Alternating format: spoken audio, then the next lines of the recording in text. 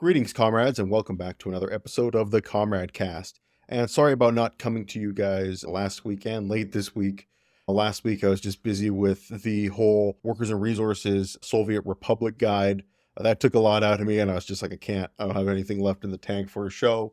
And this week, unfortunately, I don't know if you guys can tell that once again, I am feeling a little bit sick. Definitely not sick enough to delay the show. I was worried I was going to have to this week, but I'm feeling a bit better today, but still a bit congested, so I apologize for that. But today should be a good episode. I really hope that you guys are going to learn a lot today because we're going to be talking exclusively about the border crisis in Texas right now. And in the immortal words of Ali G, we're going to figure out if it's good or if it's whack. But I'm sure if you, spoiler alert, know my perspective, you can figure out where I'm going to come down on this issue. But that being said, there's so much disinformation out there, and not just disinformation, there's also like missing information. There's information that we don't know, that we don't have a clear picture on. So a lot of people are making assumptions and filling in gaps. And I'm going to do my best to show you guys at the very least where there are these gaps and where people are filling them in. So without further ado, let's jump right into it. And I bring you the lovely looking city of Eagles Pass, Texas. And I actually do mean that with all sincerity. I've been clicking around this area a little bit in preparation for the show, and it seems like quite a lovely little American town. In case you don't know, this little piece of America has become the center of quite a controversy in the recent weeks. And over the last couple of years, this is something that has been brewing, which is the kind of standoff between the Texas state government and the federal government on the state of immigration into the United States over the last 2 or 3 years or so. Let me give you guys a little bit of a cliff note kind of summarization of what's going on here. And the main crux of what has happened and what is happening here began in 2021 when Republican Governor Greg Abbott of Texas, of course, decided that he was going to initiate this operation. He called it Operation Lone Star, which was this new kind of push to have sort of Texas state militia, National Guard assist the United States federal border agents in enforcing and maintaining border security. So over the last few years, the sort of Texas National Guard or Texas state militia, whatever you want to call it, the Texas state government officials have been increasing their presence along the border, and more of them over the last couple of years have been deployed to the border alongside American federal border agents. And over the past couple of years, this situation continued on as is until where we are right now, where things have started to fall apart because now we have a question in jurisdiction and a question of where the power lies, because now there has been a clash in jurisdiction and authority between the federal border agents and the Texas state officials. So what is the incident which caused this clash in jurisdiction, this clash of power?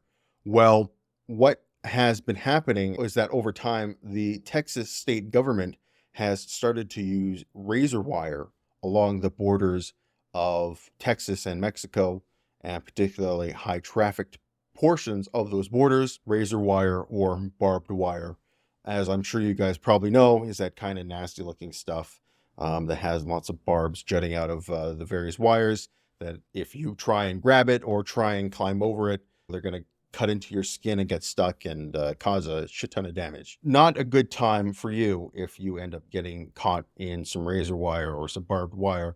But this isn't necessarily what the entire Flashpoint is about. And I've seen a lot of people on both the left and the right kind of misinterpret that. It's just about the razor wire itself and whether or not Texas has the right to deploy it along the border. And that so much isn't a question, because as much as I think it has definitely dubious ethical implications, the deployment of barbed wire in certain ways, and we're definitely going to delve into that, it's not the deployment of the razor wire itself that is in question. What happened is that there was an incident last month, beginning of the year, where there was a discovery of a Mexican mother and her 2 children. I believe they were aged 10 and 8, which had drowned in the Rio Grande River, which is, of course, this river right here. And just so I can zoom out for you guys to show exactly where we are. Anyway, zooming back in here, right around here is where we had this serious incident where this mother and her 2 kids were found drowned. And obviously, this is a terrible tragedy. And the thing is that we haven't had a lot of information as to exactly how they drowned. The obvious implication is that they got tangled up in some razor wire and couldn't escape and drowned to death. In any case, federal border agents get a call about this family who is either dead or in the process of drowning. The border agents come and they try and come to the scene, and they are denied access by the Texas border agents. The Texas border agents say that these people are already dead, and this is an area of contention right now as to whether or not these people were actively drowning and the Texas border officials just stood by and let them drown, or that when they got there, they were already dead. Because obviously, if they just stood there and let them drown, it's a horrible crime, right? Here's the thing. When you're a first responder, doesn't matter what kind of person is in distress and you are responding to, you have to do your job and you have to respond to that emergency. If you're a paramedic, for example, you don't have the option to come into a scene and start figuring out whether or not these people are criminals or if they've done something bad. You're just there to effectively save somebody's life. But I think we all understand that is obviously a moral blight to sit there and watch somebody suffer and die. I think we can all get on that. And this is the reason why that the Texas border officials have said, no, that's not what's happened. They were already dead when we got there. In any case, the federal agents, the federal border agents, wanted to remove some of this wire. And that's another thing that has been in contention.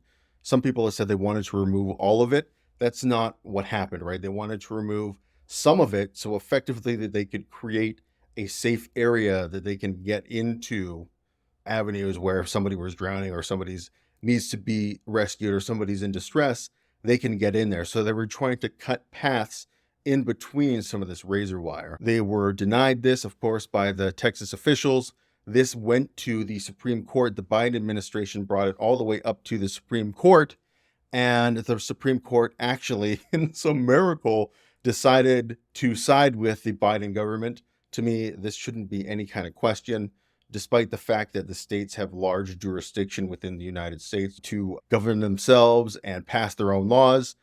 One of the few things that is very clearly within federal jurisdiction is immigration, is citizenship.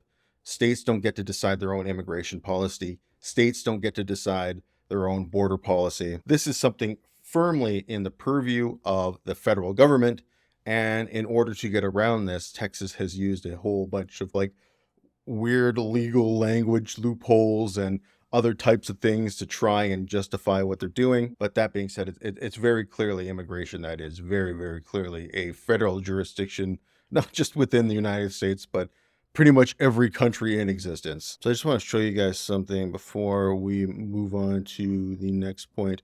Here, I can put us here at the corner of Ford and Ryan Street. And as you can see, if we zoom in here, we can see the border. There's the Rio Grande, there's Mexico. Obviously, there's the bridge, and this is the American side right here. But if you guys look closely, as we zoom in, or well, I guess we're zoomed in as much as we can. But if you guys can see very closely, you can see the razor wire that's actually there right now. When was this picture taken? Does it say? June 2023. Okay, so 6 months ago, this picture was taken, and you can see the razor wire is in place. And I want to talk about, obviously, I think that there are certain ethical implications when it comes to using implements like this along the border. The thing is, when we're actually talking about this, if I were to talk about this with a right-wing person, those kind of considerations would fall on deaf ears. They are more concerned with the legal implications. One of the things that I've heard people on the right say in defense of these kind of actions is that, well, it's like defending your own home, right? If this were your own home, you could put up these kind of security measures to defend yourself. Yes, obviously, and of course, this depends on state to state, that you have pretty broad abilities to defend yourself with whatever implements you have on hand. However, there is something which, when it comes to self defense, that I believe all states, I'm not going to say for definite all states have this, but virtually all states have a area where you are crossing the line when it comes to your own self-defense. And I think that when it comes to this incident right here, it's pretty clear that they're crossing the line. And this is one of the things that I've been trying to find definite information of, is whether or not there wasn't just razor wire in this visible sort of line that we can see, but was there razor wire underneath the water in the river? Because in that case, that's a whole different bag of worms. That's a whole different world of ethical and legal considerations. And I'll tell you exactly why. So to do this, I'm going to draw a diagram for you guys. So let's say here is our border fence. And okay, there's the river right here. Here's our very rudimentary border crossing area. Let's draw in our razor wire here. Effectively, I was thinking about this. There's 3 levels of where you can put these wires, and they get progressively more severe. Let's start off with the one that's the most obvious on top, right? Having it on top of the fence is what's sus, but I think most people are going to be like, okay, whatever, that's not a big deal. When I see something like that, I think, like, what is your country? Is this a prison or is this a country, right? But at the same time, not really that controversial. Then level 2 would be what we see here. For example, we don't even have like a fence here. We have this kind of whatever, these iron gratings here, but we don't have like an actual concrete fence here. But level 2 would be what we have and what we can see here, which is something on the ground and visible to everybody, right? You can see it. And even though it's very easily accessible to you, you can very easily get caught up in this. You can still see it. It's still very visible to you. You can see it coming a mile away. And to me, when I see this, I think, okay, is your country now? It's not a prison now. Is this like a World War I fucking trench complex? Like, this is where you're starting to get, okay, you guys are getting into a little bit of a crazy town here. But level 3 is where you get into outright psychopathy. And level 3 is a hidden implement, for example, underneath the water where it is invisible. And that is illegal, right? Under any circumstances, some sort of hidden object or some sort of hidden implement or hidden trap to get people. Because one of the things about security that people don't understand is that they equate security with hurting people. That's not what security is. Security is to deter people from hurting you. And you don't need to hurt other people to do this. For example, while I may not think that having razor wire visibly is the most ethical decision, it is certainly more ethical than hiding it, because at the very least, you can argue that this is a security measure. They can see it. They know what's in store for them if they come across, type of thing. Whereas if you're hiding it, it just seems vindictive. It's just like I'm out to get you, I'm out to hurt people type of move. And there's a very clear reason why this kind of stuff is illegal, even on your own property.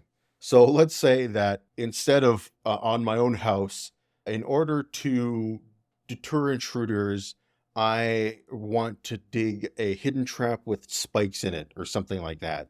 I have all these kind of trap doors that people couldn't notice it unless they walked over it, and they'd fall in and they'd fall into my spike pit. Versus, let's say I just wanted to erect spikes all over my property that are clearly visible to everybody, that they can see where the spikes are. There's no mystery to them where they'll get injured if they approach, right? If people look at my visible stake all over my house, they might think, oh, this guy's fucking nuts. He's not doing anything illegal, right? Because again, people can see what they're in store for. But with my hidden spike pits, now I am doing something illegal, because this is a clear violation of public safety. even though it's a private space and a private property. Let me give you some potential examples, right? Let's say that one thing we need to consider is that not every trespasser is nefarious. Let's say little Timmy throws his frisbee and it gets caught in my yard. And little Timmy, being a shy little boy, decides he's just going to jump into my backyard, grab the frisbee, and get away. And then he jumps into my backyard, and all of a sudden, wham, he's jumped into the spike pit by accident and died. That's on me at that point. That death is on me. Even though he was trespassing technically on my house, he wouldn't have died if I had put my security measures in a place that were visible. And that's another thing to remember. In order to get that actual deterrent factor, you need to have your security implements, your security measures visible to intruders. Because if they're not visible, then they have no idea, right? They're not actually doing their job of deterring people. Whereas, for example, I have my visible spikes all over my yard. Little Timmy knows to A, where he's got to go to avoid them, or B, hopefully, to knock on my door and understand that it's better just to knock on my door and ask me to get the frisbee for him rather than try and brave the spike pit. It's going to be less of a detriment to him just to ask rather than to try and overcome the visible security measures. But what if it's not little Timmy? Let's say another example, that the police are chasing a fugitive, and you've seen this all the time, right? Fugitives will run through residential areas. They'll try and hide in residential areas, try and hide in backyards. So we have one of these chases happening, and a fugitive runs into my backyard, and he gets lucky and manages to avoid the spike pits and keeps on going. Police following him, they get unlucky, and one of them or a few of them fall into the spike pits and they die. And guess what? Those police deaths, they're on you. 100% they're on you.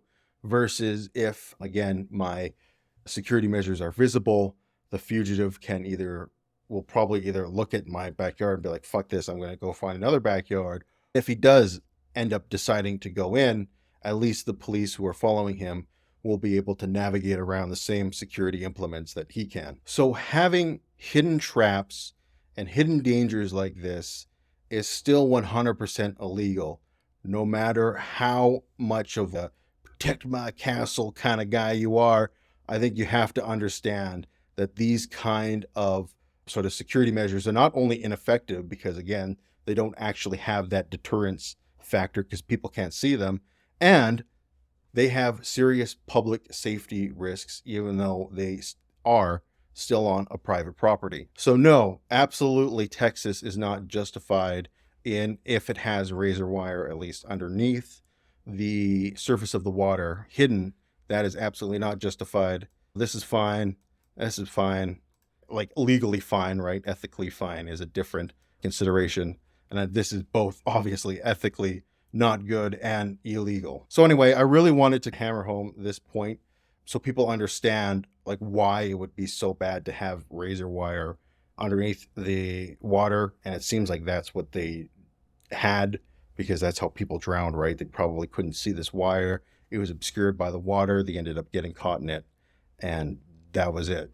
So one of the things, especially with this episode, and I like to try and do on the show, is try and pull out the layers for you guys and bring out the nuance and try and give you guys as many facts and information that are indisputable as I can. You guys obviously know where my political biases lie, but one of the things that has been really frustrating me, particularly about this conversation, is people on all sides of the political spectrum not getting facts right and or outright misrepresenting things. And for someone who obviously is a left-wing guy, I wouldn't consider myself moderate on immigration, but more pragmatic. As a person who's more internationally focused, I think the ideal for us is to have some sort of international, one world, no borders government. But like I said, I like to think as myself as a practical socialist at the very least. And I understand that we as humans we're not at that point. People won't accept like people in China having a say in how people live over in North America, right? That we're just not at that point yet. And we won't be at that point until we have some sort of real revolution in terms of transportation, until I can take a weekend trip to Beijing on my aircraft that skims the surface of the atmosphere or whatever, until I can take my weekend trip to Beijing, there's no way that people will be able to accept a one world government or some sort of real international government that has actual enforcement capabilities, right? Not just like an international organization that is, yay, we're all happy together on paper, but when rubber meets the road, can't actually do anything. In the meantime, I advocate for a more humanitarian outlook for our immigration systems rather than a more economically focused and number crunching outlook for our immigration. But yeah, I in no means want or expect open borders or push for open borders or anything like that, at least not at this point in time. Again, we would need to get to I think, a more evolved state in our dealings with one another to really be able to get to that point. Maybe my kids, but not me, unfortunately. Anyway, I want to wrap up this show by talking a little bit about what it is that old Greggy boy, let's get rid of this, has been using to justify the kind of measures he has been using at the border and, of course, freezing out federal agents, so much so that even a conservative-leaning Supreme Court understands that this is unacceptable. Even though we may disagree on certain points of immigration policy, you can't have states deciding immigration policy on their own, and you can't have states freezing out federal immigration agents. But the reason we are here now, and the reason Greggy Boy has justified a lot of his actions, is because we're having an invasion, don't you know, guys? It's an invasion. All of these illegal immigrants, they're invading us, and we need to do this for our own self-defense and the national defense of Texas from the invasion. This is one of those times that it's like, how do people take that kind of rhetoric seriously? Because, you know, of all the famous unarmed invasions throughout history, they just roll off the tongue, right? Well, it is true that illegal border crossings are at a record high, and we're going to be breaking down those statistics. That doesn't mean it's an invasion. That's ridiculous. That's absolute insane hyperbole. And most normie people, when they hear that, when they see that, they're like, come on, dude, that's ridiculous. But the thing is, for Republicans, that kind of rhetoric really gets them fired up. And here's the thing, right? These kind of politically hyperbolic statements are certainly on both the left and the right. One of the ideas I had for this episode was, obviously, we had Israel going to the International Criminal Court, and they just decided that South Africa has standing to bring their genocide claim forward. Well, they didn't rule on it or anything like that. They just made it clear that, yes, this case does have standing to go forward. It's just not going to be thrown out immediately. So I was going to do like a whole episode about what exactly constitutes a genocide. What does a genocide mean? What does this term actually entail? Because there are a lot of things, both in kind of like a legal sense and an academic sense, or if you want to say, that could constitute a genocide. But one of the things that is very clearly part of the definition of a genocide is a concerted attempt to erase a cultural identity by any means necessary. And that is not something that necessarily denotes violence. It doesn't have to be violence, although in many cases it certainly does devolve into violence. It doesn't necessarily have to be. And from the academic definition of genocide, you will hear things like left-wing people talk about a trans genocide and things like that. And academically, in certain places, there's absolutely no question that a trans genocide is happening.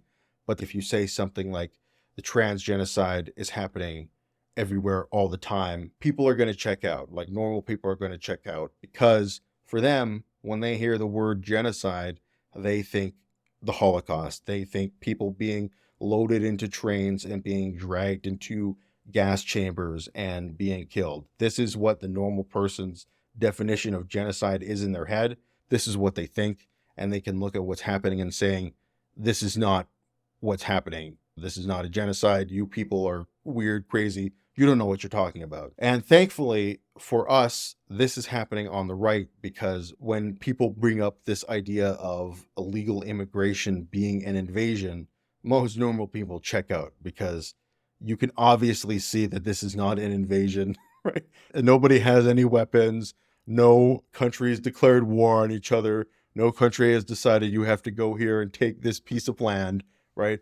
People know that this is not an invasion, and it sounds ridiculous. At least when it comes to talking about something like transgenocide, you can say that within certain parts of the United States, and if certain people or groups had power federally, they would commit a transgenocide. Unfortunately, that doesn't roll off the tongue as well, and it's not quite as pithy as just saying that transgenocide is happening right now. But with the whole invasion claim, I don't think there's any way you could ever make this claim that what's happening is an invasion with a straight face.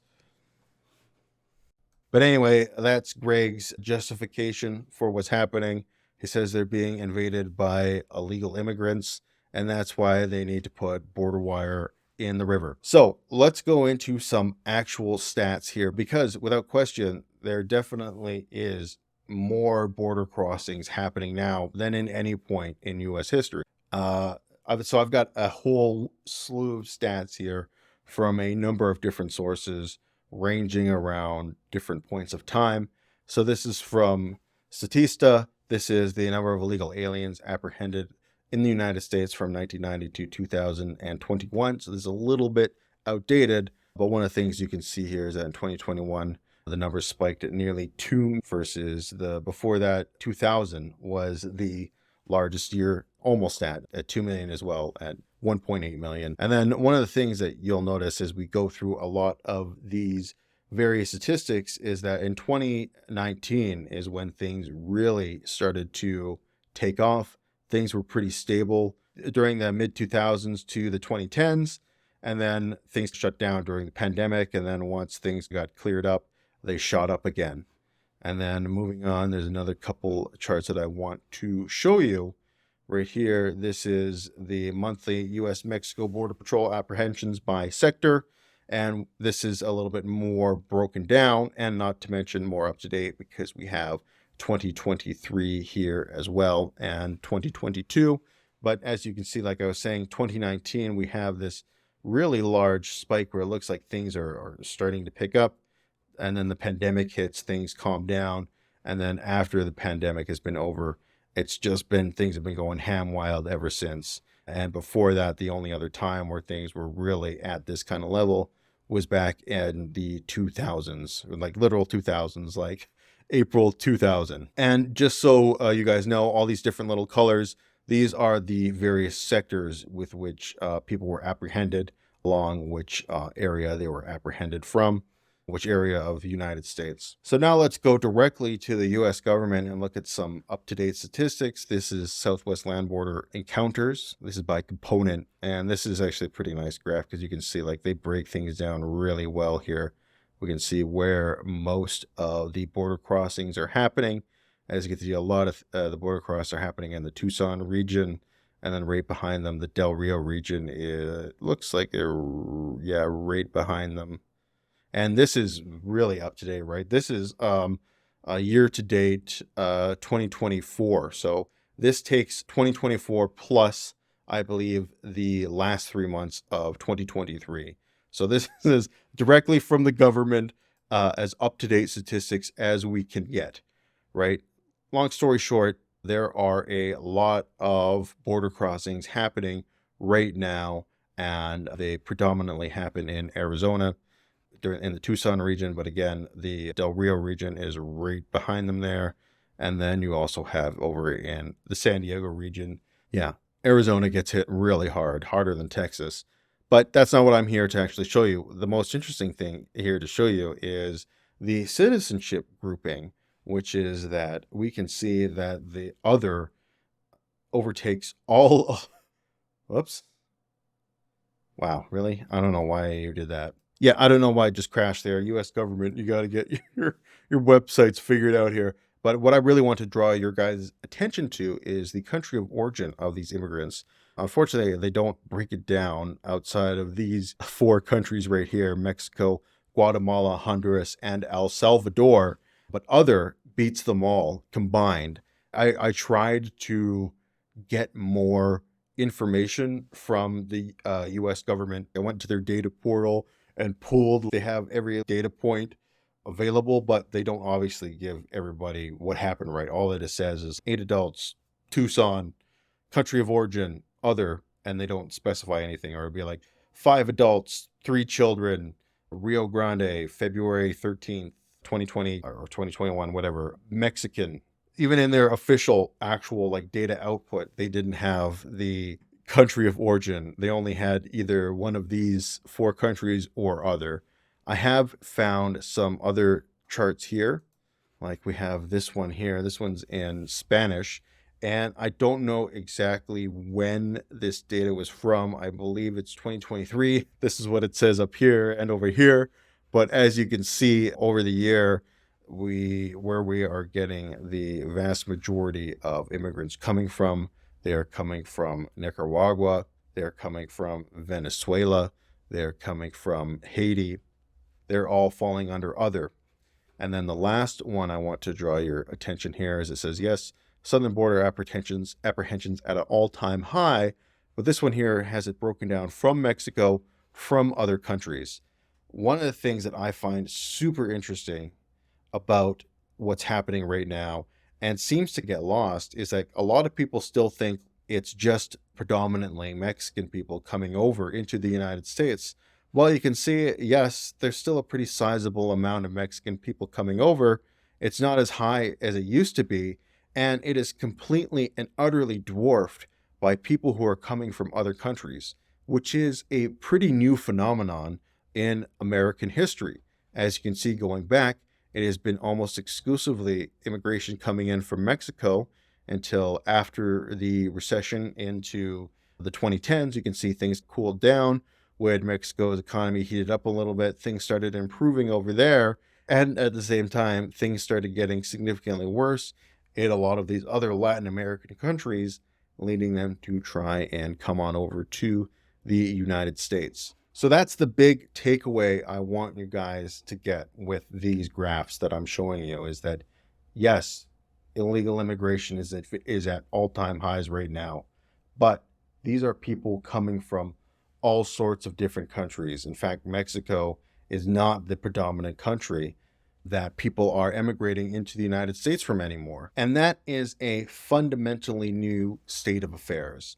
One of the things that I think people just kind of like assume in their head, even though this is not the case at all, is that everybody from Latin America is all the same and they view each other all the same and they all get along and they're all just happy friends together. This is not the case whatsoever. Someone from Mexico is not the same as someone from Peru, who's not the same as someone from Nicaragua, who's not the same as someone from Argentina, who's not the same as someone from Cuba, who's not the same as someone from Haiti. All of these countries have vastly different cultures, histories, and of course, they view each other differently. They don't always view each other the same, and they don't always view each other as friends. And that's one of the things I think that there's a real way that the United States can work with Mexico to alleviate this issue, because no longer are these immigrants coming from Mexico. They have to travel from other countries through Mexico to get to the United States. And Mexico itself isn't exactly enthusiastic about this situation. They're not enthusiastic about tens of thousands of people from other countries just traipsing through the roads and highways of Mexico. And one of the most unfortunate things a lot of people don't say is that Mexicans view a lot of people from other Central American and Latin American countries the same way as people from America would view Mexicans, right? They view them as the other, that they're not the same as us. We're a little bit above them, if you will. But more of these people are fleeing from systems in decay in their own country, right? They're fleeing from a system in decay in Venezuela. They're fleeing from, I'm actually not 100% sure what's going on in Nicaragua. I should do a little bit of research before I say anything, but it's obvious that something is happening there. The only thing I know is that they've got some guy. Is it Daniel Ortega? Yeah, it is. It is Daniel Ortega. Okay, good. I didn't get it right. The only thing I know about Nicaragua is that this guy has basically been the president of it since oh when okay, since 2007, and then previously he was the leader from 1997 to 1990. So obviously this guy's been around for a while. He's like super corrupt. He siphons off a lot of resources from the average Nicaraguan into his own pockets. He's definitely one of those El Presidente types. Okay, I'm starting to get distracted, but I definitely should do some more research on the situation in Nicaragua. Anyway, the long and short of it is that there is an opportunity for the United States and Mexico to work together on this.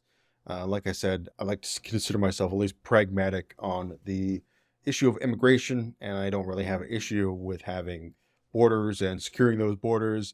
I do have an issue with having surprise traps along those borders that people can kill themselves on. But again, I understand that you just unfortunately just can't let everybody in, right? That being said, though, it's important to remind ourselves that the overwhelming majority of the time when somebody immigrates from one country to another, they end up being an economic contributor, not an economic drain. And that very fact is one of the reasons that has helped propel the United States into the position of dominance that it's in right now. It's certainly important not to discount the power of immigration and the economic power of immigration.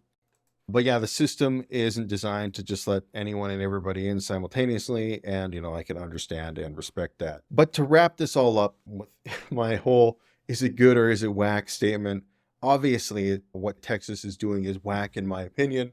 The reason is not only because immigration is very clearly a federal jurisdiction, but this whole thing just smells of political theater, particularly on Texas, and a little bit on the sort of presidential side, on Joe Biden's side, because we didn't even talk about it because it's something I personally don't take very seriously, is that Joe Biden brought a concession bill to the Republicans on the border issue, basically giving them everything they want, not giving immigrants any pathway to citizenship.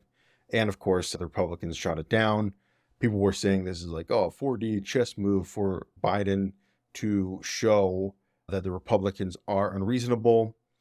I don't think there needs to be any more demonstration of that. And if you are a person voting on immigration, there is nothing that I think that Biden could offer you to get you to vote for him over Donald Trump. It's a losing battle for Joe Biden to try and be hawkish on the border. Don't fight it, right? But that is part of the reason why I think Greg Abbott is making political hay out of this issue. Again, it's not to do with defending Texas or making sure Texas is better or anything like that.